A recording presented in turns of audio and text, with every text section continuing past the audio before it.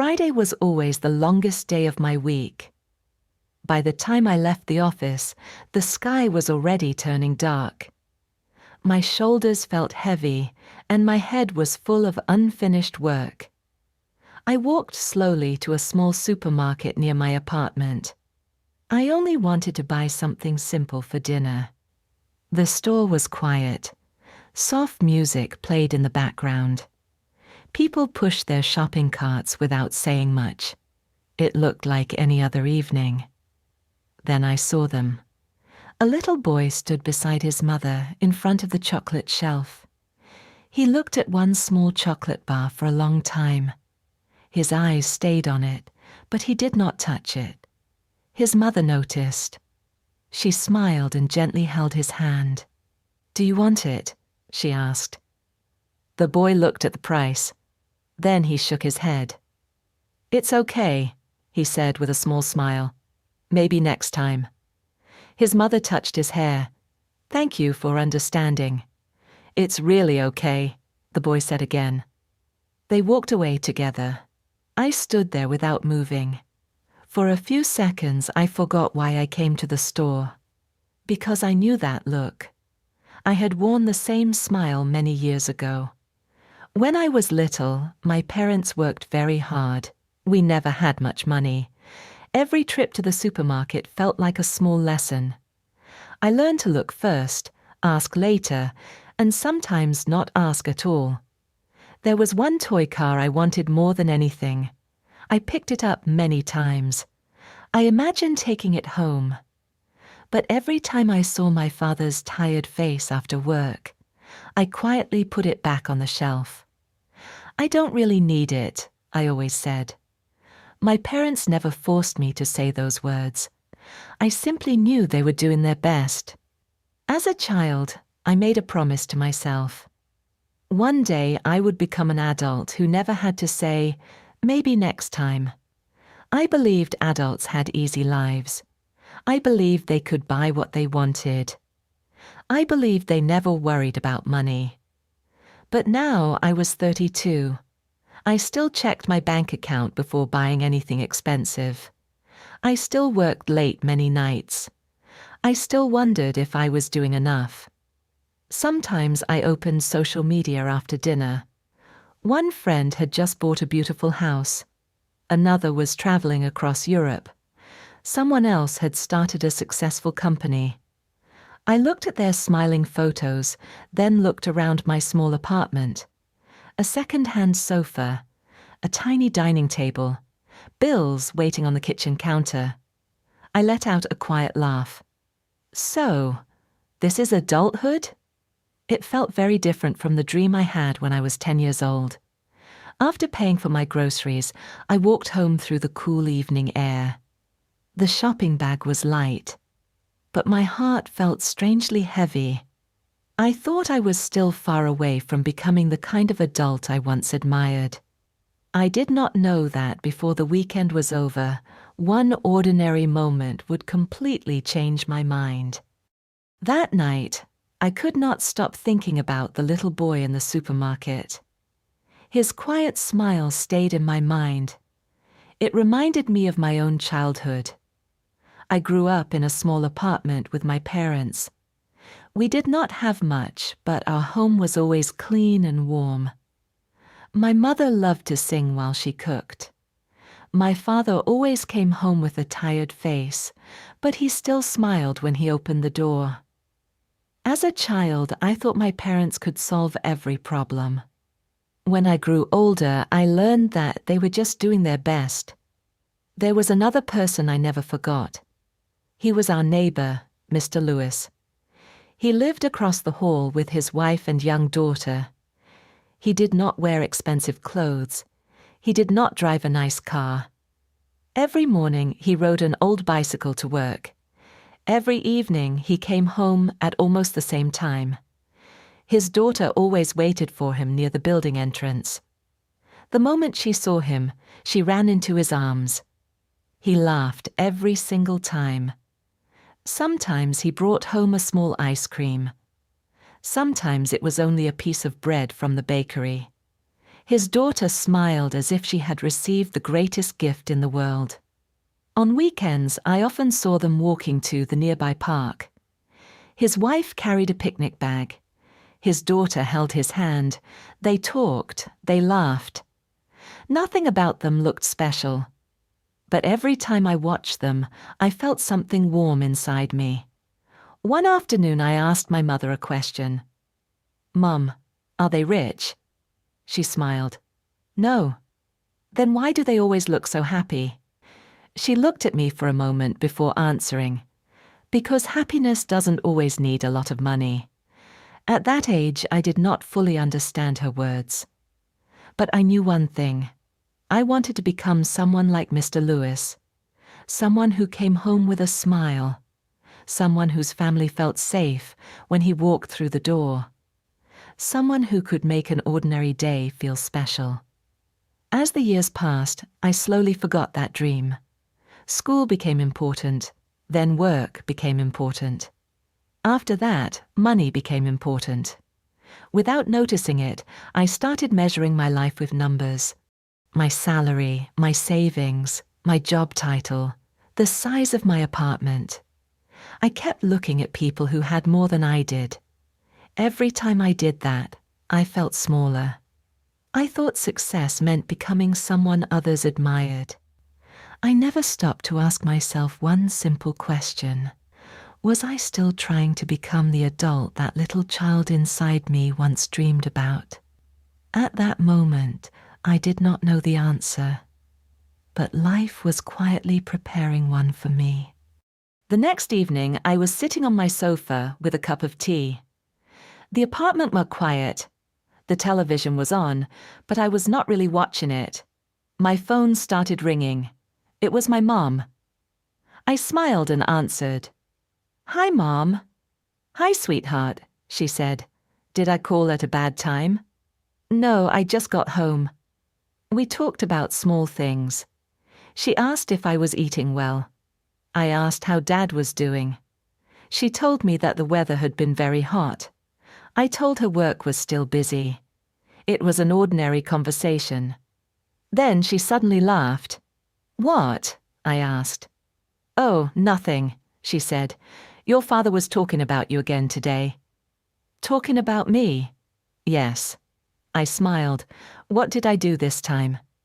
"He was telling our neighbor how proud he is of you." I stopped smiling for a second. "Proud of me?" "Of course." I looked down at my tea. I did not know what to say. I had never thought of myself as someone to be proud of. "I'm just working," I said quietly. "I'm not doing anything special." My mom became silent for a moment. Then she spoke in her gentle voice. "You may not see it, but we do." She continued, "You call us every week. You help us with our bills when we need it. You never forget our birthdays. When your father was sick last winter, you came home without thinking twice." I remembered that trip. I had taken the first train home early in the morning. To me, it felt like the only thing to do. My mom smiled. "Your father tells everyone the same thing. He says, 'I don't worry anymore because my child is here.'" Her words stayed in the air. I could not answer. I suddenly remembered my father from many years ago. When I was little, I believed he could fix everything. If I was scared, he held my hand.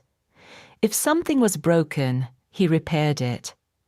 If I had a bad day, he always found a way to make me smile. Back then, I thought he was the strongest person in the world. Now I realize something I had never noticed before. Maybe he was not always strong. Maybe he was just trying his best, just like I was now. After we said goodbye, I stayed on the sofa for a long time. The room was still quiet, but my heart felt different. For years, I believed a successful adult was someone who made everyone jealous. That night, another thought quietly entered my mind. Maybe a real adult was someone who made the people they loved feel safe. It was a simple idea, but somehow it changed everything. The next Saturday, my sister called me. "Are you free this afternoon?" she asked. "I need to finish a few things. Can you take Lily to the supermarket?" "Of course," I said. An hour later, Lily was walking beside me with a small shopping basket. She was only 8 years old, but she talked about everything she saw. She pointed at colorful flowers. She laughed at funny pictures on cereal boxes. She asked me at least 20 questions before we reached the fruit section. I laughed almost the whole time. After we picked up the things my sister needed, we walked past the art supplies. Lily suddenly became very quiet. She stopped in front of a box of watercolor paints. It had bright colors on the front. She looked at it for a long time. "They're pretty," I said. She nodded. "I saw these at school," she whispered. "My friend has the same ones." "Do you like painting?" "I love it." She picked up the box carefully. Then she looked at the price. A few seconds later, she put it back on the shelf. "It's okay," she said with a little smile. "I still have my old colors." The words hit me like a soft wave. I had heard those words before, not from Lily, from myself, many years ago. I looked at her. She was trying to be understanding. She was trying not to ask for too much, just like I once did. Without saying anything, I reached for the box and placed it in our basket. Lily's eyes became wide. "Really?" she asked. I smiled. "Really? But they're expensive. It's okay." "Are you sure?" I nodded. "You don't have to wait for next time."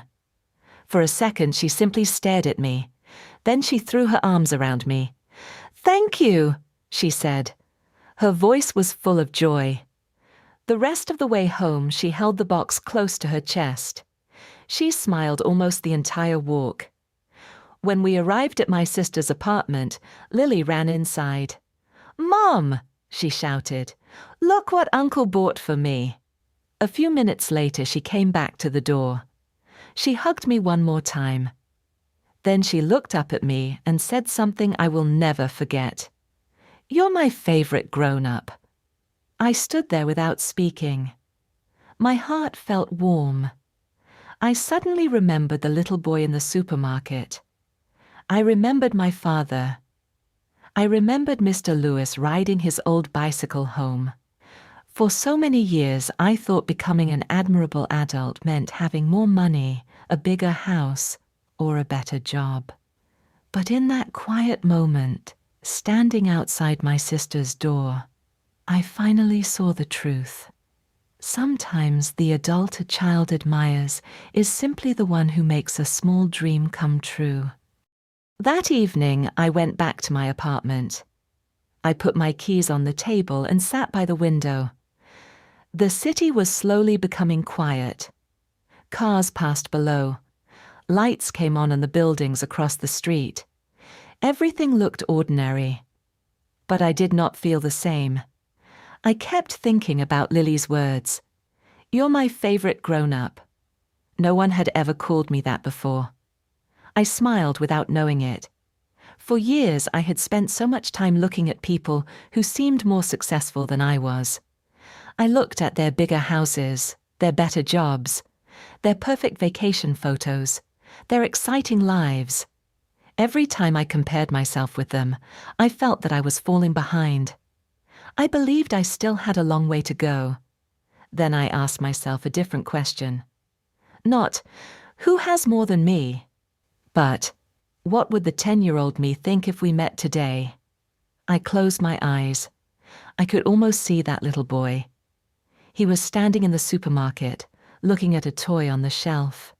He was making quiet promises about the future. He believed that one day he would become a kind and reliable adult. He did not dream about becoming famous.